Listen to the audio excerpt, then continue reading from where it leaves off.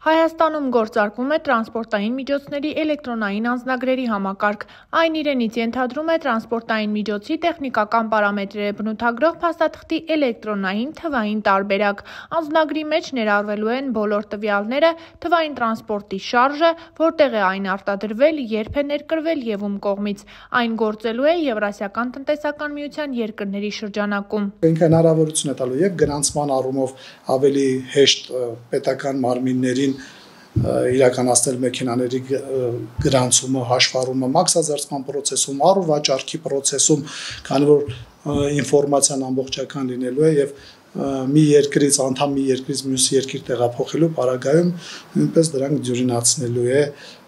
բոլոր գործընթացները։ Սկզբնական շրջանում համակարգը կամավոր սկզբունքով է գործելու, այնուհետև անցում է կատարվելու պարտադիրի։ Քաղաքացիները դիմելու են համապատասխան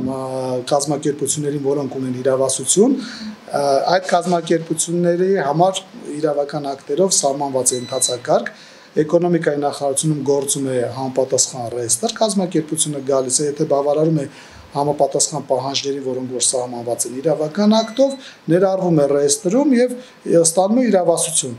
Ֆիզիկական անձը կամ իրավաբանական անձը, որը ցանկանում է իր տրանսպորտային միջոցի համար ձևակերպել էլեկտրոնային անձնագիր, դիմում է համապատասխան կազմակերպությանը, այդ կազմակերպությունը սկսում է գործընթացը։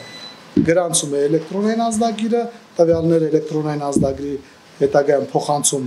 օպերատորին, օպերատորն էլ ընդհանուր համակարգի մեջ արդեն ներառում է այդ ամբողջ տվյալները։ Կառավարության համապատասխան որոշմամբ համակարգի ազգային օպերատոր է հանդիսանում «Էկենք» էլեկտրոնային կառավարման ենթակառուցվածքների ներդրման գրասենյակ փակbaşնետիրական ընկերությունը։ Ծրագրի շրջանակներում նախատեսվող համակարգը իրենից ներկայացնում է մի քանի կտոր։ Առաջին կտորով լիազորված մարմինները ենթադրաբար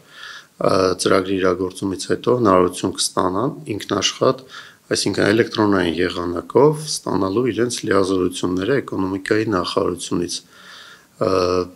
Երկրորդ փուլով էկոնոմիկայի նախարարությունը հավաքագրված տվյալները պետք է հրապարակի իրեն պատկանող կայքում։ Ծրագրի շրջանակներում նաև նախատեսվում է ինտեգրացիա իրենց պաշտոնական կայքի հետ, որտեղ այդ հրապարակումը ինքնաշխատ կարտացոլվի և նաև երրորդ հատվածն է նախատեսում, եթե սենց գլոբալ հանենք, երրորդ հատվածով նախատեսում է, որ լիազորված մարմինների ցուցակը ԵԱՏՄ